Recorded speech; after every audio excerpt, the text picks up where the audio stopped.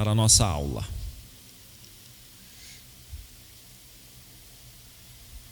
Última aula deste ano, onde faremos na semana que vem a última revisão, então, digamos assim, né? E recordando então a nossa aula da semana passada. Falando então sobre batismo, a gente tem que entender que o batismo ele é um sinal que nós utilizamos hoje no Novo Testamento em relação a um vínculo ao pacto das nossas vidas com isso.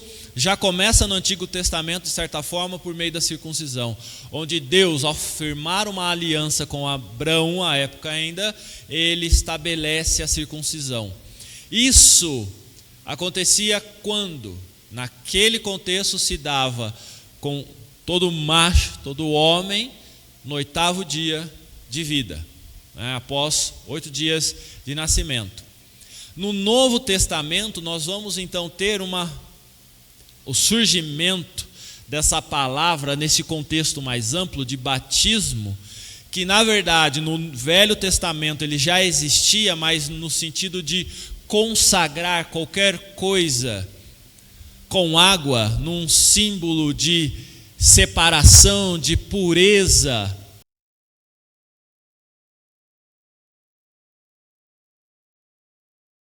Então eu usava água para, através de um ritual, marcar que aquilo era separado, consagrado.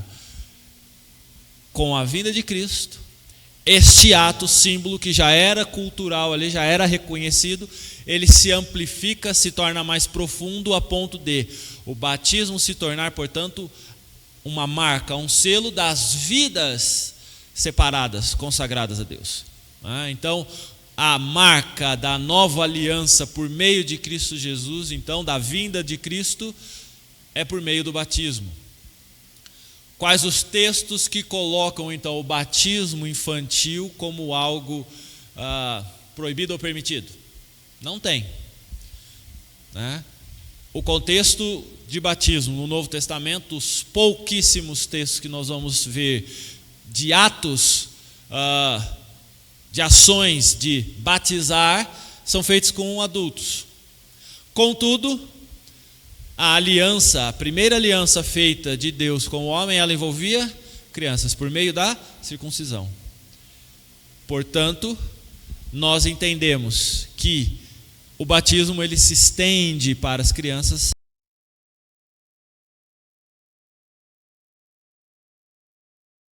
A primeira se estendia à criança no 8º dia de vida. Esta também se estende. Não necessariamente vinculada ao tempo agora. Não há necessidade de se batizar no 8º dia, no 1º mês, no 2º mês.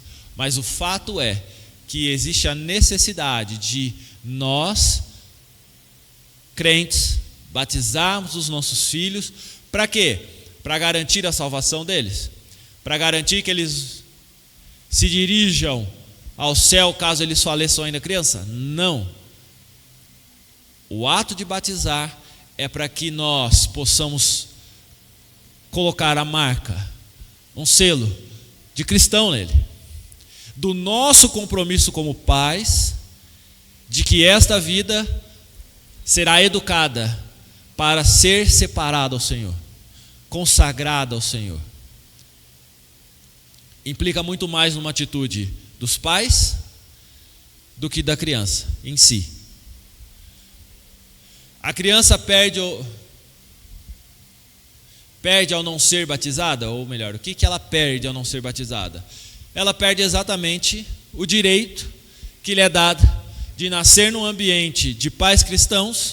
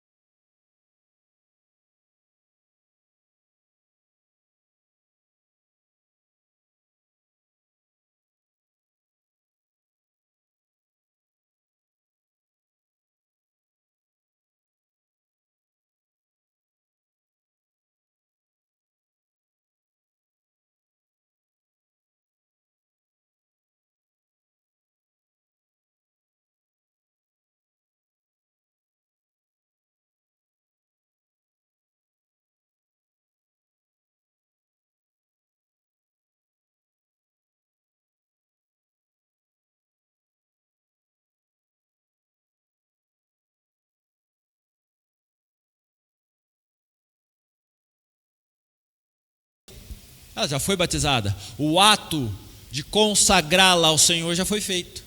O que precisa acontecer, portanto, é ela confirmar isto. Ela dar o passo de fé, então, e afirmar, professar a sua fé de forma pública. E, dito tudo isso, virá o fim. Pronto, acabou a aula. Brincadeira, acabou a recordação, porque agora vem o fim. O fim da série de lições? Também, mas virá o fim das nossas vidas. Ou melhor, como será o fim das nossas vidas? Como será o fim do mundo? O que nós devemos nos preocupar? Ou que tipo de pensamento deve ocupar a nossa mente quando nós pensamos sobre o fim? A volta de Jesus. O que mais?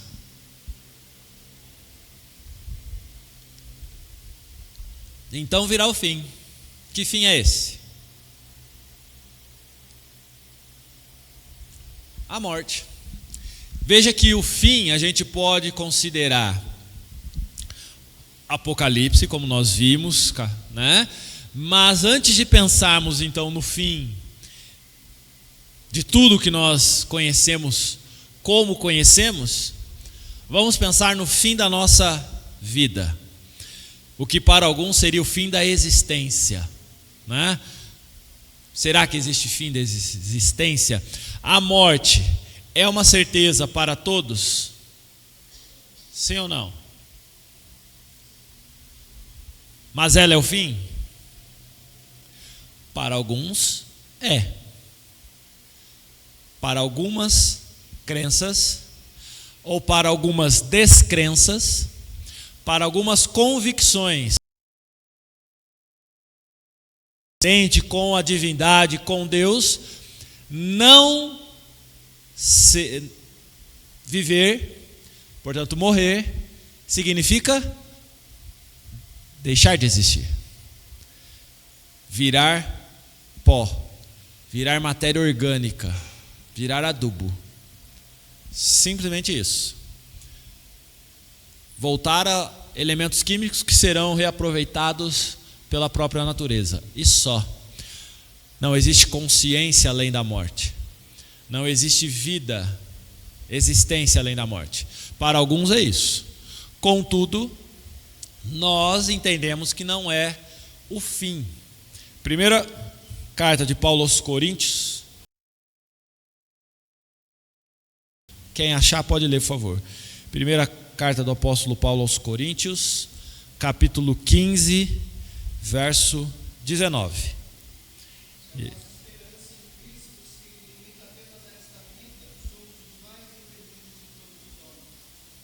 Então veja que Paulo já canta a letra para nós que e é lógico que os versículos anteriores ele vai descrever melhor isso, vai discorrer melhor sobre isso, mas se nós, por que ele chega a essa conclusão?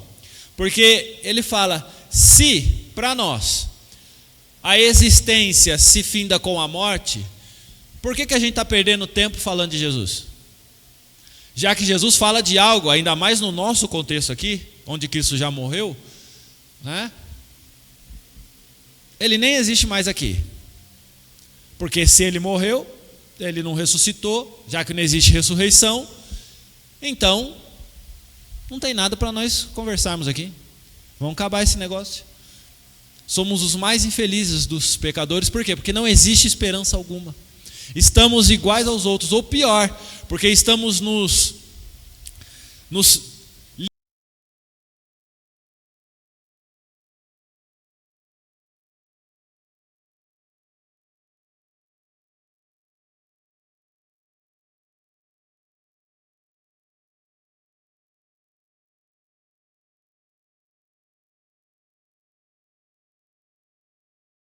para que possa ser rico, bem-aventurado, e seja qual for a palavra bíblica para usar, de que eu tenho que viver bem aqui nessa terra, ter saúde, ter riqueza, ter posses, porque a esperança e a alegria que ele tem é essa, já que ele não tem certamente a convicção de que a vida dele será melhor lá.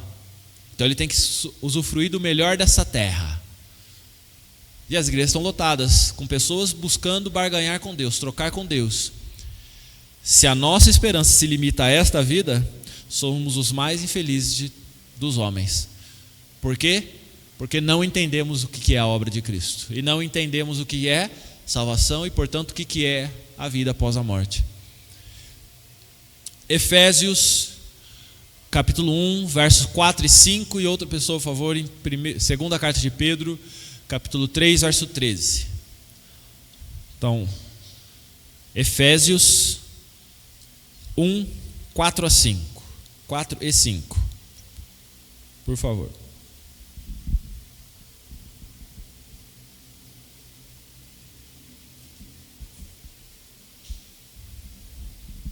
Efésios capítulo 1, verso 4 e 5, quem achou?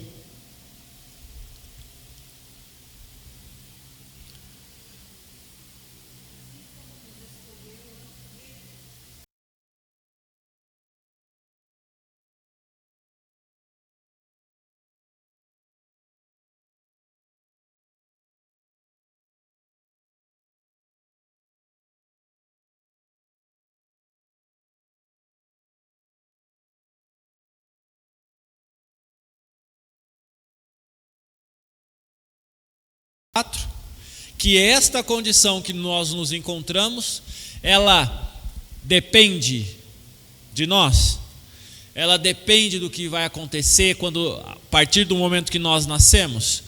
Não, ela já está posta, dada, antes mesmo que o mundo fosse mundo.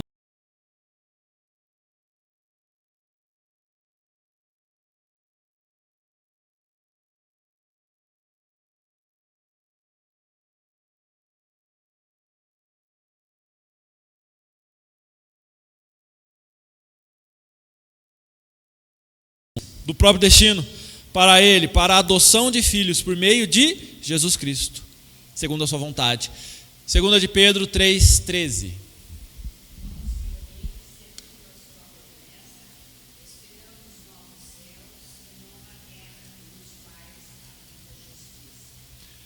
Veja que esse novo céu e nova terra, que é o que nós lemos lá em Apocalipse 21, né, é exatamente a nossa esperança, de que por meio de Cristo Jesus, nós não estaremos numa condição de cessar uma vida, de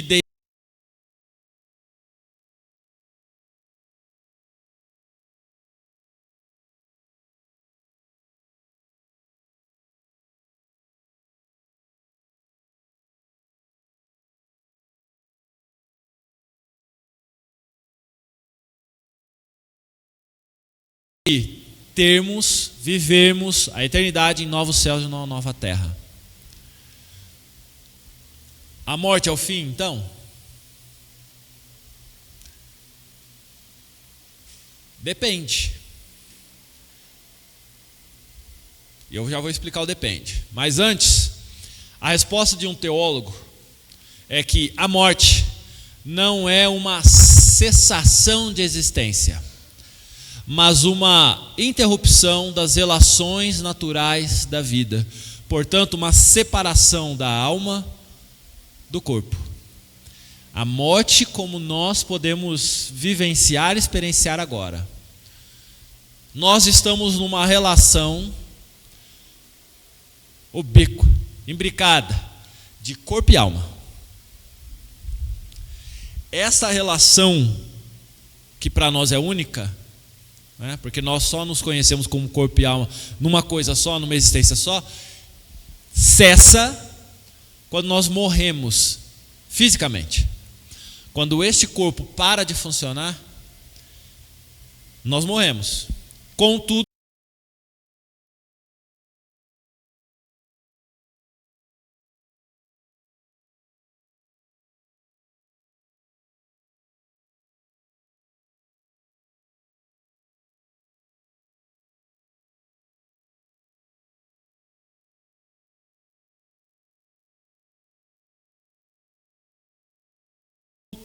mas numa condição diferente. Aí é só você pensar um pouquinho. Por que o céu, ou a nova novos céus, nova terra, nova Jerusalém, a habitação nesta terra, ela se dará de forma a que nós tenhamos corpo. Quando Jesus morre, ele tinha um corpo, correto? Aí ele morre, ressuscita e aparece aos discípulos, não é isso? E o que ele fala para Tomé? Que não estava acreditando? Que achava que era alma penada? O que ele fala? Toque. Toque aonde? Nas minhas chagas, nas minhas marcas. Veja que o furo que fizeram continua aqui. Olha os machucados que fizeram no meu corpo, eles estão aqui. Veja que eu tenho corpo. Mas como é que Jesus tem corpo e passa então por paredes? Voa. É uma condição que nós não conhecemos. De um novo céu, de uma nova terra, de um novo corpo, de uma nova relação então. E não é que a gente vai ficar voando e virando super-herói no céu, não estou falando isso, mas eu estou falando que existe uma nova relação nossa entre corpo e alma na Nova Jerusalém. Parece bobeira a gente ficar martelando isso, mas existem pessoas, não estou falando dos ateus que não acreditam numa existência pós-morte, mas pessoas vinculadas a alguma religião, e até mesmo aquelas que se dizem vinculadas a uma religião com base no Deus da Bíblia, Jeová, que acreditam numa inexistência pós-morte. Já disse isso uma vez e vou repetir: os testemunhos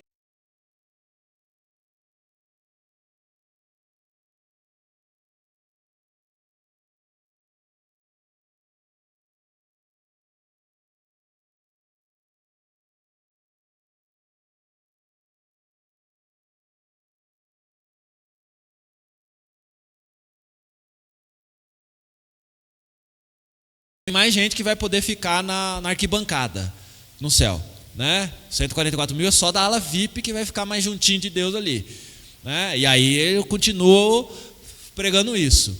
Mas e aqueles que não são nem arquibancada nem ala VIP? Quando morre, se você não é de testemunha de Jeová, então o que você vai fazer? Nada, porque você vai deixar de existir.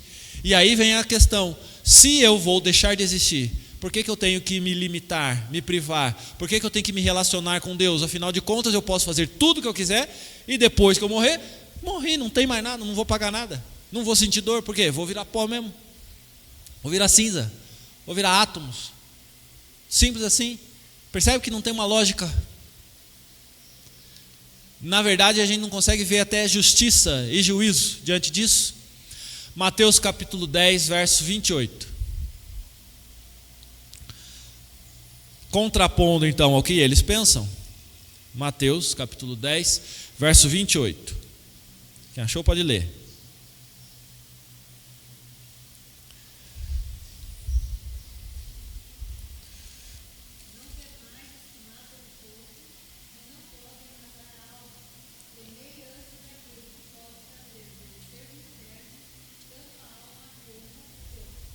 Veja que, de forma categórica, Jesus está falando o quê? Essa vida aqui tem temores. E os homens, eles podem fazer mal a gente. Ok, mas o foco é que Jesus está falando: não tema esses. Porque eles vão dar conta, no máximo, do seu corpo. Mas tem alguém que vai poder dar conta não só do seu corpo, mas da sua alma. É isso que diz o verso 28. Tema aquele que pode matar não somente o seu corpo, mas a sua alma, mandando para o inferno. Portanto, há sim uma condição diferente para aqueles que não vão para a Nova Jerusalém. Então, se você não vai para a Nova Jerusalém, se você não consegue entrar lá, aonde que você vai? Para o inferno. Essa é a segunda morte, que fala lá em Apocalipse, daqueles que não são encontrados como filhos de Deus. Portanto, quando nós falamos e o fim, e o que será o fim, ou qual é a condição do fim, não é um fim de existência, mas é o fim com essa morte física, nós precisamos então agora começar a pensar, já que o corpo pode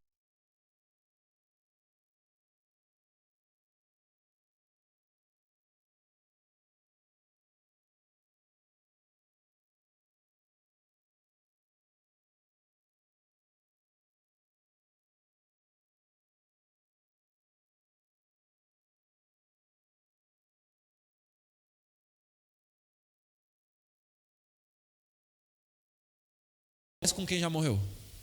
O corpo foi, mas a alma dela foi para onde? Pergunta interessante. O que acontece com essa alma? Tem um monte de filme que fica falando da alma penada, né? Da alma vagando, ou da alma que fica presa aqui porque ela tem que terminar o serviço dela ainda, e depois que ela termina o serviço ela vai em direção à luz. A resposta para isto é variada de acordo com onde você for perguntar. Agora, perguntando para a Bíblia, o que acontece com a alma?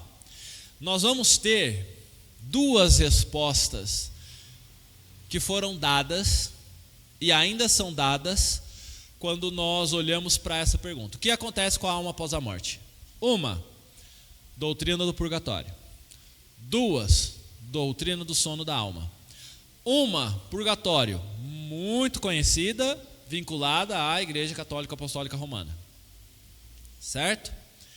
Que também dá barde, pelo purgatório deturpado, mas os espíritas e outras tantas religiões vão fazer essa relação com o purgatório. Outra linha, aí a gente já vai para os adventistas, né? Eles já acreditam no sono da alma. Soninho, hora de naná, né? E aí a gente vai entender o que são essas duas doutrinas.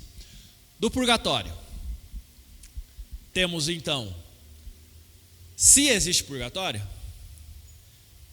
antes de responder isso, o que vocês acham que é o purgatório? Ou quem conhece a doutrina do purgatório? Sabe o que é o purgatório?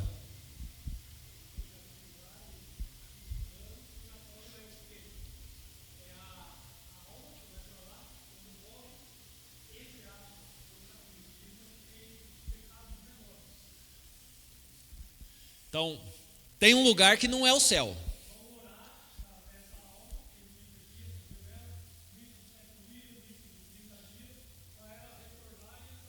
Tem um lugar que não é o céu. E aí, então, agora, veja, Cristo, existe a convicção, a certeza do céu, numa ponta. Depois a gente tem o inferno na outra ponta, certo? O que a igreja está propondo é que tem um negócio no meio disso, um purgatório, para purgar a alma, para que aquilo que não deu conta nessa vida terrena possa ainda acontecer, para você não cair no inferno e ir para o céu. Uma prorrogação, certo? Uma segunda chance, né? Aqueles que tiveram a vida segundo a doutrina, então, vão para o céu. Boas almas, distribuíram, deram aos pobres, fizeram um monte de coisa, seguiram a doutrina, está no céu. Aqueles que não fizeram, opa, não, calma, você não está no inferno ainda. Tem uma chance para você. Então, aos demais, existe uma situação onde aqueles que estão aqui poderão fazer algo por você que não está aqui, não cair no inferno, mas ir para o céu. Em certa medida, isso remete à história, quando a gente ouviu já falar das indulgências, que as famílias pagavam, davam dinheiro para a igreja, para que a alma da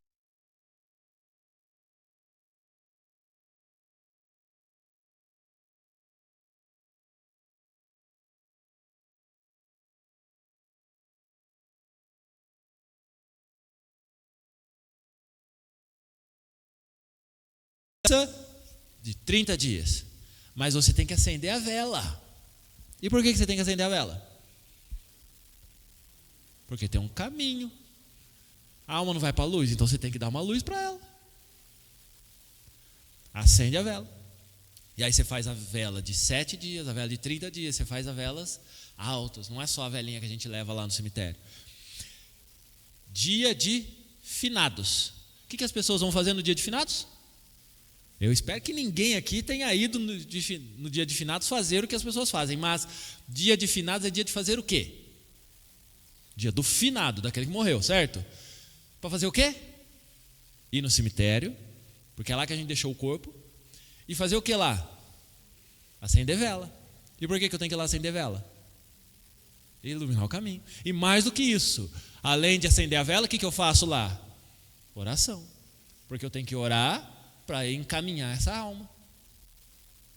Percebe que tem uma relação muito próxima do espiritismo com a Igreja Católica? Nessa ideia de purgatório? Não está tão separado assim, né? Tá. A base para isso não está na nossa Bíblia. Por quê? Porque está só na Bíblia deles, onde tem lá os livros apócrifos, dentre eles, segundo Macabeus, capítulo 12, versos 44 e 46, que diz o seguinte: mas, se ele acreditava que uma bela recompensa aguarda os que morrem piedosamente, era esse um bom e religioso pensamento. Eis porque ele pediu um sacrifício expiatório para que os mortos fossem livres de suas faltas. Ou seja, mas eu estou falando de fazer algo para aquele que morreu. Eu acrescento livros da Bíblia para justificar um pensamento, uma ideia, uma teoria, uma doutrina do que acontece com a vida daqueles que morreram, que foram desgraçados, sem vergonha, mas eu não quero que ele vá para o inferno. Então eu tenho que fazer alguma coisa. O que eu faço? Bom, joga ele no purgatório. E aí você vai lá, novena, missa, vela, faz um monte de coisa. No contexto da época ainda, dá dinheiro, compra, paga, ajuda a obra. Para quê? Para ele ir para o céu.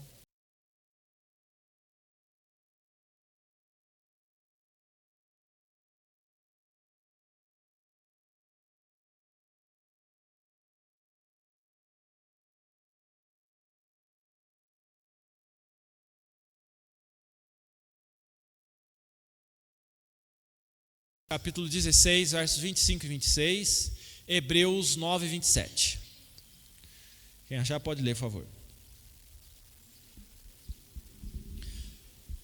Lucas, capítulo 16, verso 25 e 26.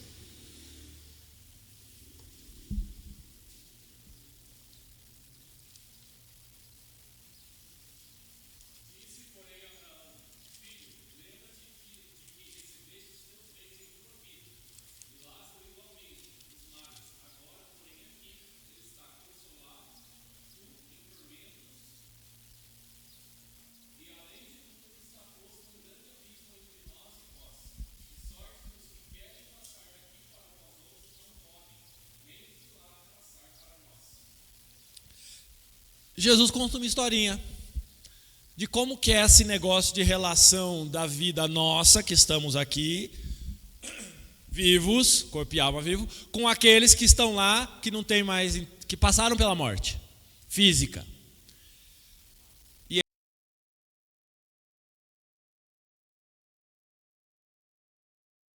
comprar tudo com seus bens e viver abastamente, abastecido e abastado aqui, preso a esta vida, foi para o inferno. Aí você tem o outro, pobre, sofreu aqui, morreu, está onde? No céu. Já quebrou aí uma relação onde dinheiro pode comprar a salvação, ponto. Já quebrou aí essa relação de que fazer coisas com os bens materiais pode te colocar em algum lugar. Quebrou. Mas mais do que isso, a conversa que Jesus coloca entre Lázaro e Abraão, né, é mais ou menos assim: olha, se pudesse ter esse diálogo, Jesus está falando, olha, as pessoas que estão lá, nesse mundo que a gente não está vendo, Lázaro foi lá e perguntou para Abraão, mas eu quero ir falar para esse povo lá, para minha família, que eles estão vivendo a mesma vida que eu, que eles têm que mudar, porque senão eles vão cair no mesmo lugar que eu. Mais do que isso, pede para esse que está aí, molhar um pãozinho e colocar na minha boca, só para eu sentir um pouquinho de água, já que aqui está quente, estou cozinhando, estou assando. O que é a resposta? Quem está no céu, desce. Quem está no inferno pode subir? Não. Então não tem purgatório. Quem está num lugar fica nesse lugar, quem está no outro lugar fica no outro lugar. Simples assim. Segunda coisa, os que estão aqui, vida após morte, podem fazer alguma coisa pelos que estão lá, vivos ainda antes da morte? Física? Não. Você não pode ir lá falar com eles. Não tem esse negócio de alma penada. Não tem esse negócio de a alma ficar falando com a gente. Ou você está no céu, estando no céu ou no inferno, você não se comunica. Ponto. E aqueles que estão lá podem se comunicar?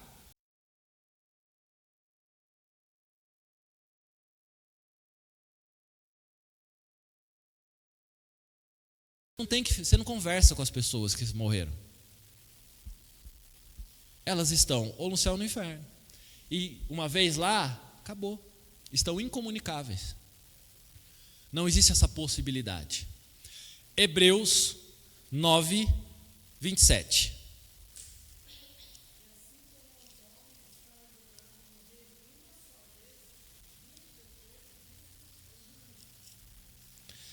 Aos homens está posto morrer uma só vez, ponto. E depois disso o juízo, ou seja,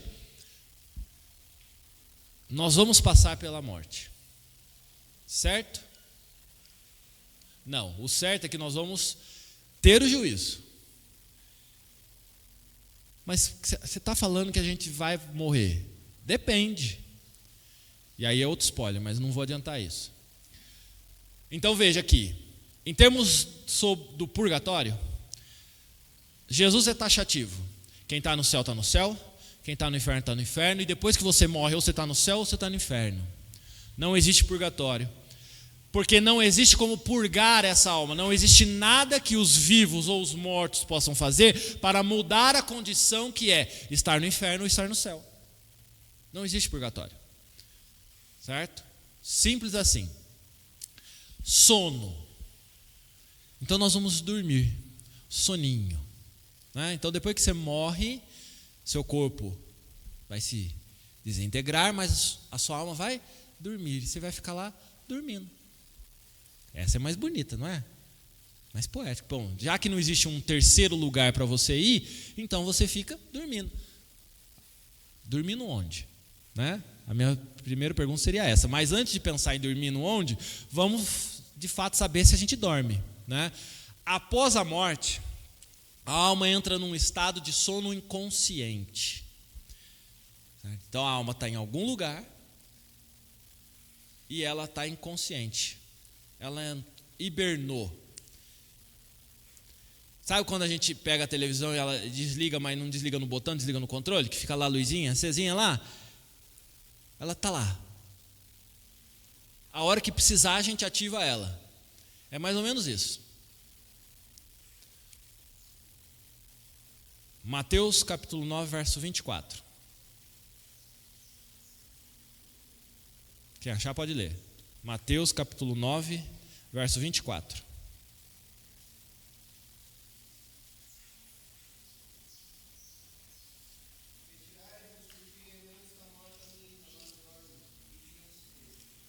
Veja que, em certa medida,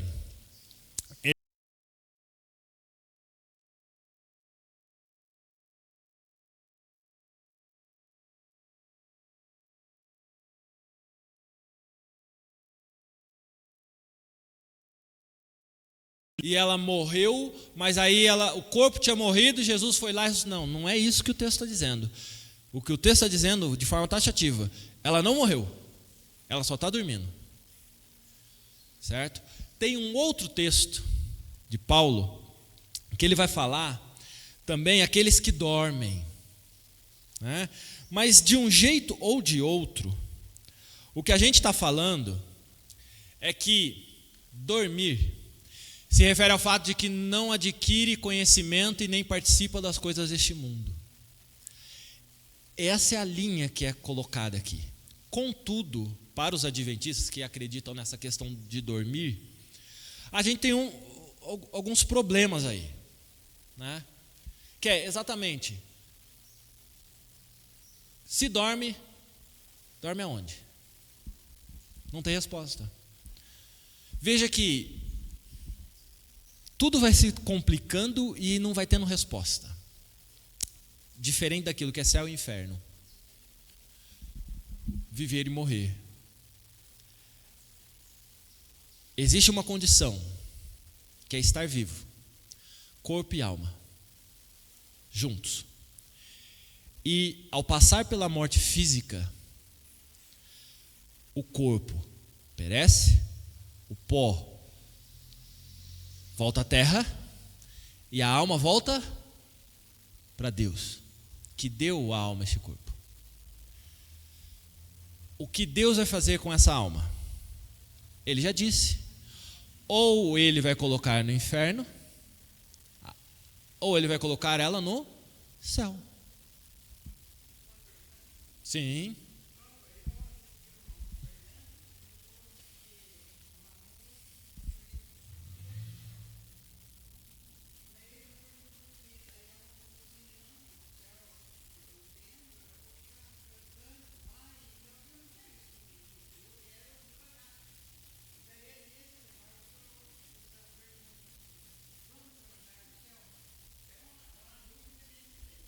Ah, se tiver que trabalhar, não quero ir trabalhar não, né? Ô Senhor, me livra dessa. Então, o problema, lembra quando a gente falou num texto sobre o apego a esta vida? Quando Paulo fala do amor a esta vida, se nós nos limitamos a esta vida, somos os mais felizes dos pecadores, dos homens. E por que as pessoas elas buscam os prazeres deste mundo? Porque não tem consciência do que vem para frente. E por que eu não quero ir para o céu? Pô, vou ficar lá de branco, só cantando, e umas musiquinhas ainda lenta, né? Não vai ter uns pagodes, não vai ter um rap, não vai ter um negócio agitado, sabe? Eu sou ligado no 330, né? Nem 220, né? Sou em alta tensão, eu vou ter que ficar lá vagando. Essa imagem de cinema criada do que é o céu e do inferno, a coisa quente, né? Isso mexe com a cabeça das pessoas e elas esquecem de olhar para a Bíblia. A gente sabe pouco, mas sabe o necessário sobre o que é a vida após a morte. O que nós temos como garantias e certezas? Céu e inferno. Inferno, lugar de condenação, certo? Todos aqueles que não são filhos de Deus pagarão eternamente pelo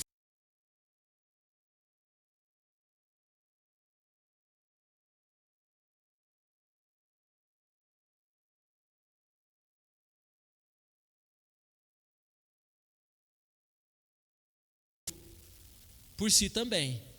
E é isso que o mundo estabelece. Cada um querendo ser o seu próprio Deus e mandar em si mesmo, e não só em si mesmo, mas no outro. Por quê? Porque eu tenho que mandar no outro para que a minha vontade seja satisfeita. E aí pouco importa qual é a minha vontade e o meu desejo. Não existe limites para isso. O inferno vai ser isso. Junto com Satanás, que também quis fazer a mesma coisa. O céu é para aqueles que não querem isso, que querem se relacionar com Deus, que entendem que a melhor coisa que existe para toda a eternidade é estar com Deus, da forma como Deus deu um sinalzinho lá na criação, lá com Adão e Eva, que não havia pecado. O que a gente vai fazer lá?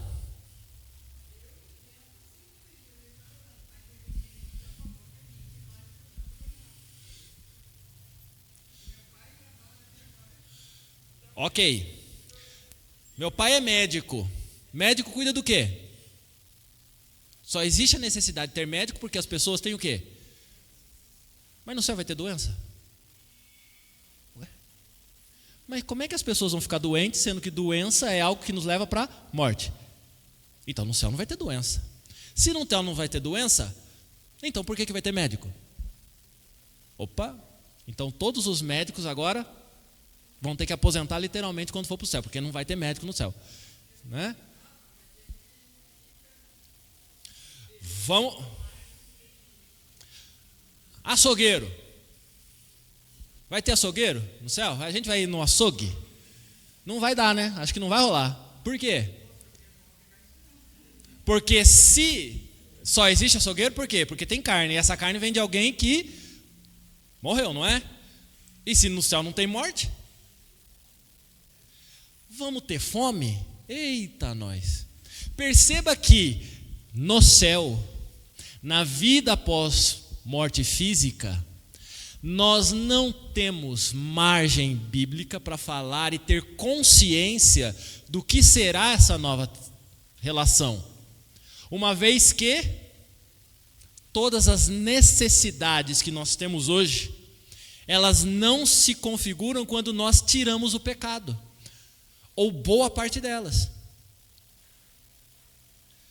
Qual a necessidade de produtos químicos, farmacêuticos?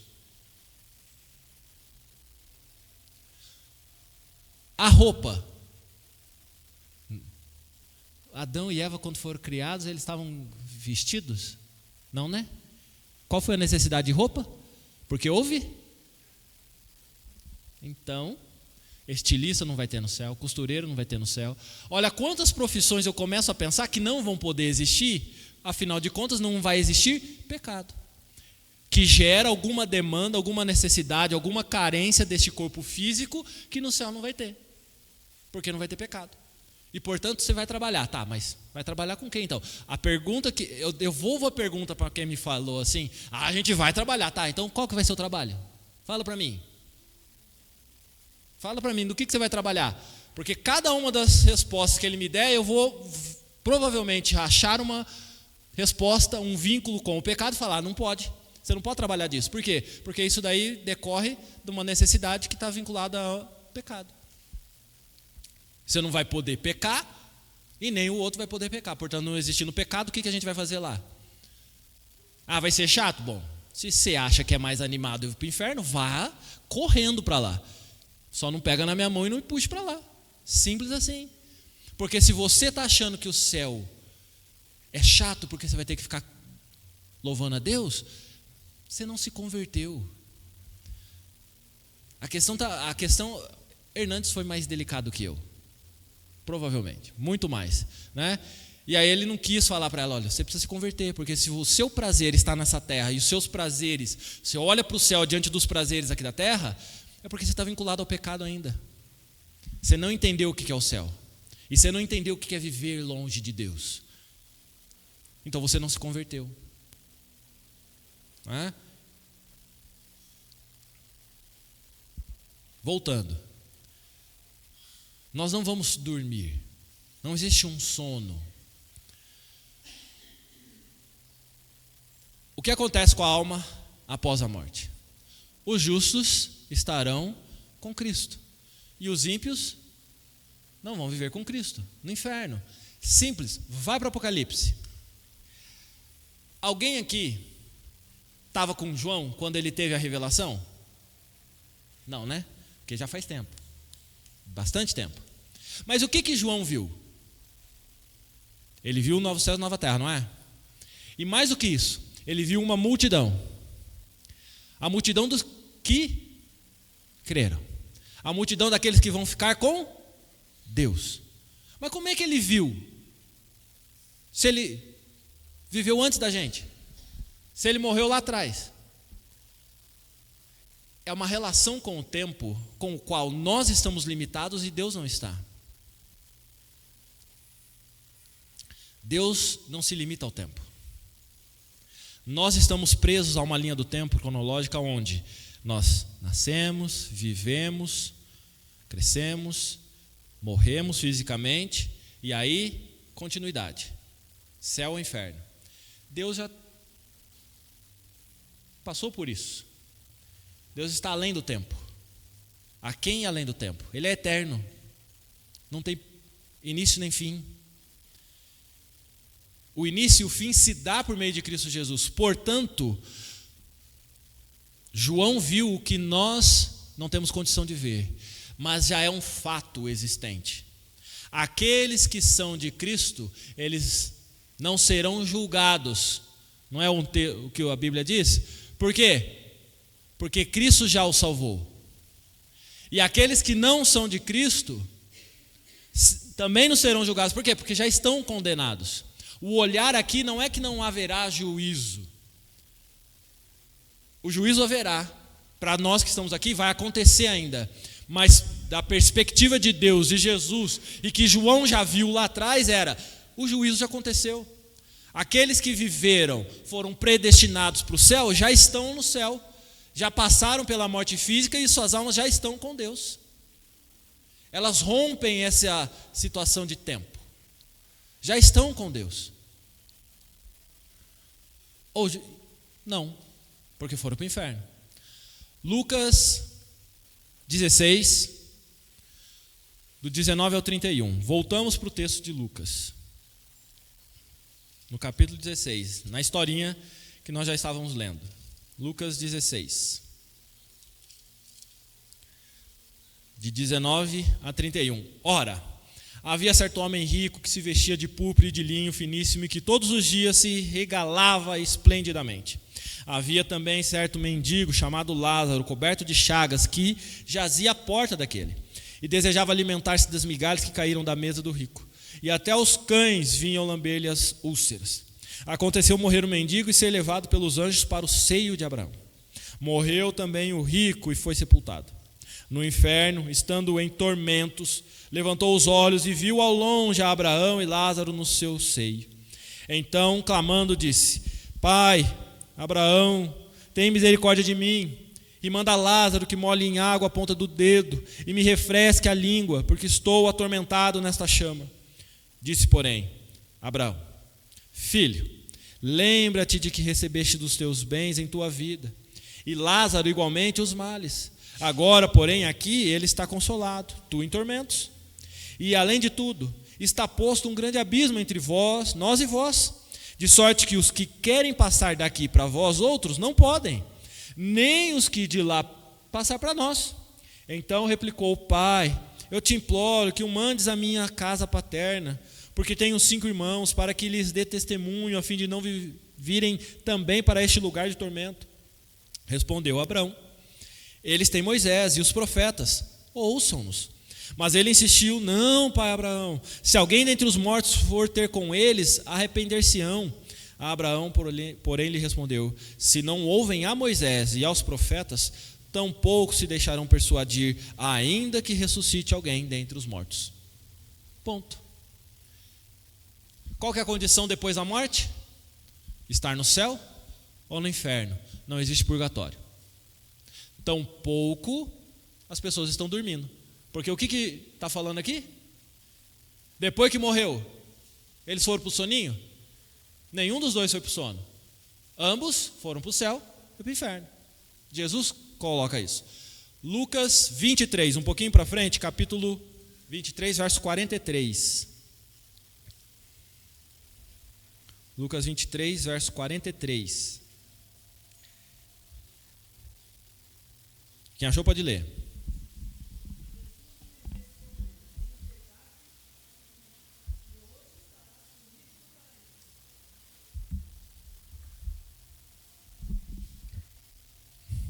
Hoje, não é hoje, dia 21 de dezembro de 2024. O hoje é quando Jesus estava na cruz. E o que ele disse para o ladrão? Um dos, né? Porque o outro blasfemou. Mas aquele que reconheceu Jesus Cristo como Salvador, o que ele falou? Hoje, então ao findar deste momento, onde quando eu morrer, fisicamente aqui, você vai comigo. Para onde? Paraíso. Céu. Jesus falou que ele ia dormir? Ó, fica dormindo aí, porque eu vou ressuscitar no terceiro dia. Aí depois ainda vai passar mais uns 300.000 anos. E aí quando eu voltar, vai chegar o momento de ir para o céu. Aí eu acordo você. Aí toca o despertador. É isso que Jesus falou? Não. Hoje mesmo estará comigo onde? No paraíso. Filipenses 1, 23.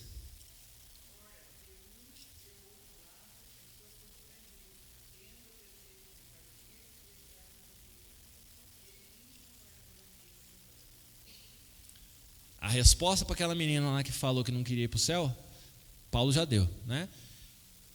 Tá no céu é infinitamente melhor do que continuar vivendo aqui.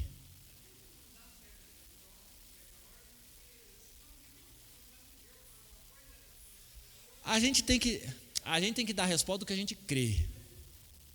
Ó, não sei o que você quer, mas o que eu creio que a Bíblia diz é isso. Ponto.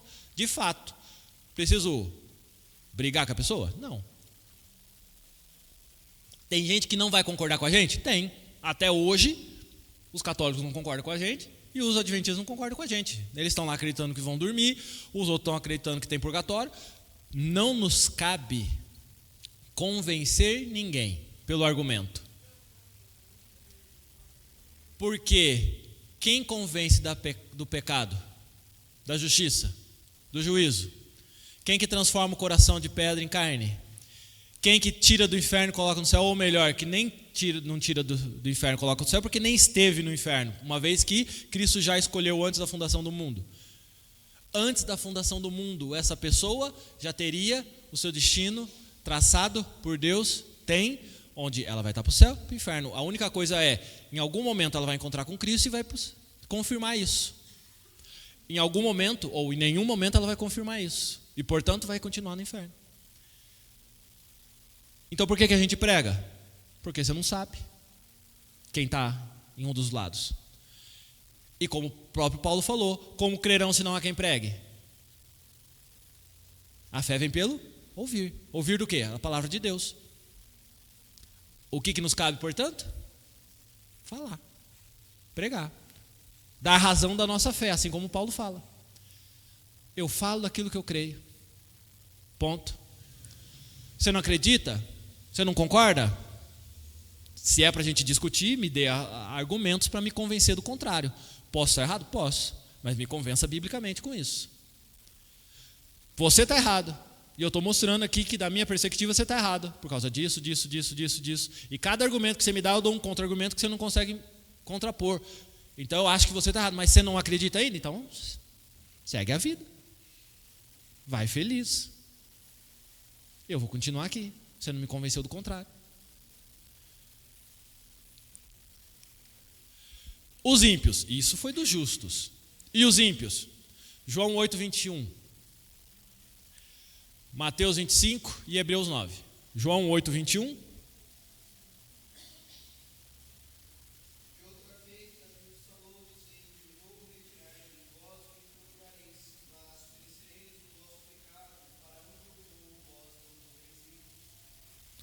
Para onde eu vou, vós não podem ir. Existe então um lugar onde Deus vai estar, Jesus Cristo vai estar, que os outros não podem ir. Quem? Os ímpios. Mateus 25, verso 41 e 46.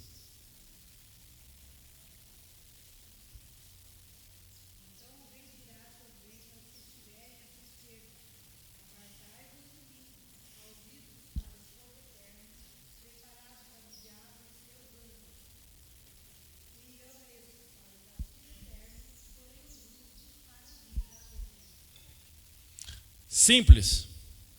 Tem purgatório nessa história? Não. Tem hora do soninho? Também não. Ou você vai para o céu, ou você vai para o inferno.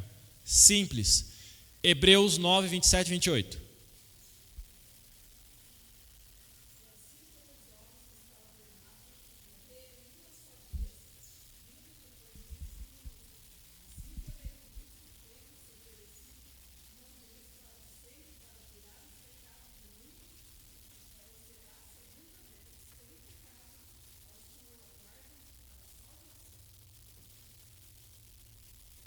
Tem um negocinho aí. Os que o aguardam né? Para salvação. Essa história do sono não é bem tão simples de resolver, porque eles falam assim, olha, tem lá de aguardar, tem ainda a história de que depois, quando Cristo vier, na segunda vinda, os santos, as almas dos santos vão surgir, não é? Tem a história, está lá em Apocalipse, mas perceba, essas almas elas vão aparecer, porque aonde será o novo céus e a nova terra? Exatamente este o local de morada. A gente só vai vê-los novamente. Essas almas já estão no céu. Elas só vão aparecer novamente. O que acontece com a alma após a morte? Depende. Aqueles que aceitarem o sacrifício de Jesus Cristo, aceitarem Ele como Senhor e Salvador, estarão com Deus. Os que rejeitarem, condenados ao inferno. Chegará o dia em que Jesus voltará, e então virá o fim. Esse será o fim que a gente leu lá em Apocalipse 21 no começo da aula. Todos vão morrer? O ditado não diz que a única certeza que a gente tem é a morte? Não é? E se eu falar que nem isso é certeza? Aí você fala, só me faltava essa, né? Por quê? 1 Coríntios capítulo 15, verso 51 e 53. Voltamos para o primeiro texto que a gente leu. 1 Coríntios capítulo 15, verso 51 a 53.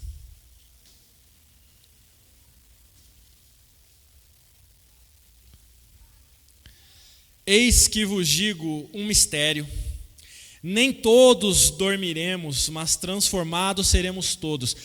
Olha lá Paulo falando que vamos dormir. Entenda o sentido que ele está dizendo, né? Não é uma questão de sono, de dormir a alma, é de morrer, de não ter condição de fazer mais nada por si. Você dorme. É isso que ele está de forma poética colocando.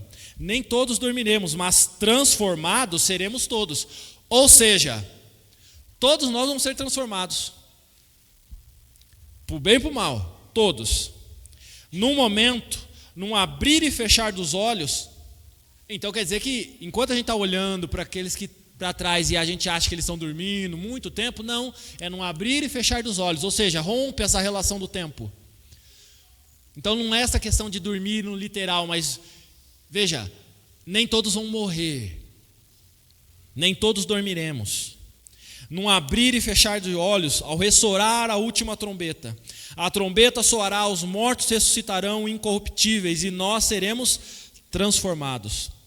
Porque é necessário que este corpo corruptível se revista da incorruptibilidade e o corpo mortal se revista da imortalidade.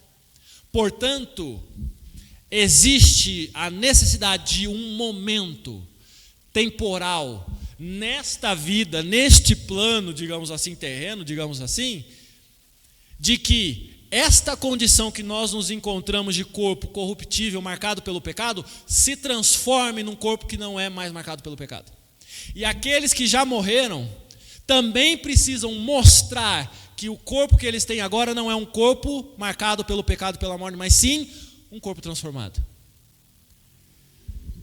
Isso, na nossa perspectiva, vai acontecer lá na frente. Não sei quando, mas vai acontecer. Na perspectiva de quem já passou por isso, que já morreu, já aconteceu. Porque é tudo num piscar de olhos. Simples. Quando nós morremos, já estamos com Deus. Porque rompemos isso tudo e já estamos na glória com Deus. Hoje mesmo estará comigo no paraíso.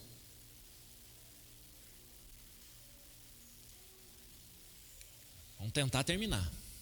O que acontecerá, ou quando acontecerá a segunda vinda?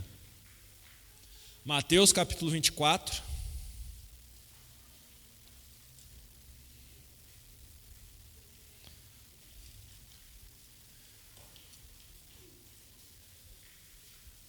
Do verso 36 e 42. Mateus capítulo 24, verso 36. Mas a respeito daquele dia e hora, ninguém sabe, nem os anjos dos céus, nem o Filho, senão o Pai. Pum. Alguém sabe quando Cristo vai voltar? Não. Você vai ouvir aqui, vai ouvir ali, alguém falando, eu descobri, eu li a Bíblia, eu li Apocalipse, eu achei o mistério, não sei o quê. Vai voltar em tal data. Já marcaram umas trocentas datas. Né? Não aconteceu. Verso 42. Portanto, vigiai, porque não sabeis em que dia vem o vosso Senhor. Vigiai e orai. Jesus já falou. Se mantenha atento, se mantenha firme, de prontidão, a ponto de dar razão da sua fé, a ponto de sempre mostrar de onde você veio, quais são seus valores, seus princípios. Você não sabe a hora que Cristo vai voltar. Mas aí fica difícil até terminar a aula, pastor, porque está bem cheio esse negócio aqui. Né? Mateus capítulo 24, verso 15 a 22. Já estamos no capítulo 24, de 15 a 22. Quando, pois, virdes o abominável da desolação de que falou o profeta Daniel no lugar santo, quem lê entenda. Então os que estiverem na Judéia fujam para os montes, quem estiver sobre o eirado não desça a tirar de casa alguma coisa, e quem estiver no campo não volte atrás para buscar a sua capa. Ai das que estiverem grávidas, das que amamentarem naqueles dias. Orai para que a vossa fuga não se dê no inverno nem no sábado, porque nesse tempo haverá grande tribulação, como desde o princípio do mundo até agora não tem havido, nem haverá jamais. Não tivessem aqueles dias sido abreviados, ninguém seria salvo, mas por causa dos escolhidos, tais dias foram abreviados. Grande tribulação. Se você estudar toda a história da humanidade e ver todas as atrocidades que o homem já fez, tudo aquilo de mal que já existiu, e falar que coisa é essa, ainda vai acontecer coisa pior. E só vai ter a volta de Cristo quando as coisas piorarem. Aí tem gente que quer fazer um monte de coisa para garantir coisas boas. A certeza que nós temos é que Cristo só volta depois que a coisa piora. E piora muito, porque Ele mesmo disse isso. Mateus capítulo 29, verso 24, ainda continua, verso 29 a 30. Logo em seguida, a tribulação daqueles dias, o sol escurecerá, a lua não dará a sua claridade, as estrelas cairão do firmamento e os poderes do céu serão abalados. Então aparecerá no céu o sinal do Filho do Homem. Todos os povos da terra se lamentarão e verão o Filho do Homem vindo sobre as nuvens do céu com poder e muita glória. Veja que, passada essa tribulação, como um raio, como uma estrela que sai do oriente e se posta no ocidente, assim há de ser a vinda do Filho do Homem, que somente o Pai sabe. Somente Deus sabe. A vinda do homem da iniquidade, que foi falado no comecinho, também está descrita lá em 2 Tessalonicenses 2, 1 a 4. Falsos profetas, Marcos capítulo 13, verso 22. Também aparecerão falsos profetas, falsas pessoas, falando não só de Cristo, ou da volta de Cristo, que Cristo é, mas até mesmo se colocando como próprio Cristo. Tem um até que estava morando em Curitiba, e parece que mudou para Goiás, está rodando, né? Um tal do Winry aí. Né? Veja que os sinais precedem, mas somente o Pai sabe. Virá o juízo final. Quem será julgado? Todos. Afinal de contas, já estamos julgados. Aqueles que creem em Cristo, para o céu. Aqueles que não creem, para o inferno. O que acontecerá com os salvos após o juízo final? Apocalipse 21, versos 3 a 4, que a gente já leu no começo. Vamos habitar novos céus e nova terra, que na verdade não é nem o céu, né? Porque o que João começa falando no verso 1? Vi descer a nova Jerusalém. A gente não vai subir. Então a gente não vai precisar ser o Superman e aprender a voar, né? Não vai dar, pastor, para voar dessa vez, né? Talvez, quem sabe, porque eu não sei o que acontece lá no céu, né? A Bíblia não fala, mas o certo é, esta terra que nós vivemos foi criada por Deus para a habitação do homem. Ela será regenerada, restaurada, assim como nós e o nosso corpo físico que morre, ou pode não morrer, porque quando Cristo voltar, como vai ser de repente, vai ter gente viva aqui ainda. E eles não vão passar pela morte física, mas serão transformados. Serão transformados. Por quê? Porque precisa tirar a marca da corrupção do pecado. Vivos ou mortos serão transformados. Para que possamos viver nesta terra com o nosso corpo e a nossa alma regenerados por Deus. Transformados por algo que nós não sabemos e não temos ideia do que é. Só sei que é bom. É agradável, porque é a vontade de Deus. E é o melhor que existe em toda a eternidade, porque foi o que Ele planejou para nós. Ufa, consegui dar conta. Mas ainda tem muitas perguntas que vocês podem fazer, colocar no papelzinho, que daí fica para semana que vem e sempre. Se for muito difícil, o pastor responde, né? Se for meio difícil, o Rafael responde. Se for fácil, eu respondo, né? Vamos... Não vai dar tempo nem de orar para encerrar. Já vamos passar para as crianças, para elas